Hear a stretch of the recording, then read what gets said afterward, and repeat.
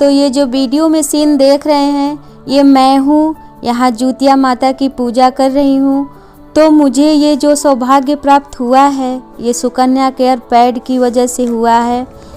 तो दोस्तों आइए, आज मैं आप सभी को अपने दुख भरे जीवन की कहानी सुनाती हूँ। मेरी शादी को 8 साल हो गए थे।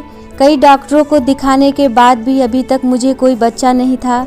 मेरी शादी के 1 साल बाद ही मेरे देवर की शादी हो गई। देवरानी को आते ही एक बेटी हो गई थी।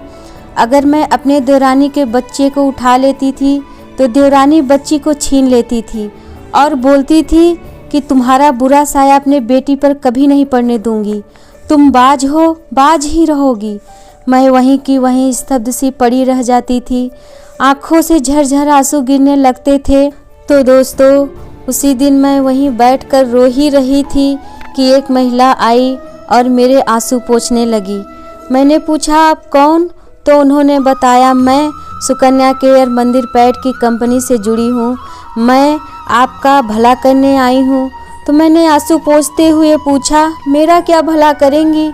तभी उन्होंने सुकन्या केयर पैड का किट दिखाया और कहने लगी आपको बच्चे नहीं हैं, आप इसे यूज करके देखिए। बाबा पशुपति नाथ और माता कामाख्या देवी के आशीर्वाद से आपको कुछ महीने यूज करने के बाद ही आपको बच्चा ज़रूर होगा, ये मेरा भी हृदय कहता है। लेकिन मैंने उनसे कहा मुझे विश्वास नहीं हो रहा, क्योंकि मैं कई डॉक्टरों को दिखा चुकी हूँ।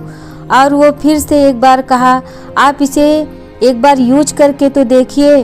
फिर मैं उनका दिया हुआ सुकन्या केयर पैड ले लिया और सच में एक दिन मेरे ससुराल वाले मुझे कोस ही रहे थे, बाज कह कह के बोल ही रहे थे। तभी मुझे अचानक उल्टियाँ होनी शुरू हो गई और मेरे पति मुझे डॉक्टर के पास ले गए। फिर डॉक्टर ने कहा आपके घर खुशियाँ आने वाली हैं। फिर हम पति पत्नी के खुशी का ठिकाना न रहा और आज मेरे गोद में एक बेटी है।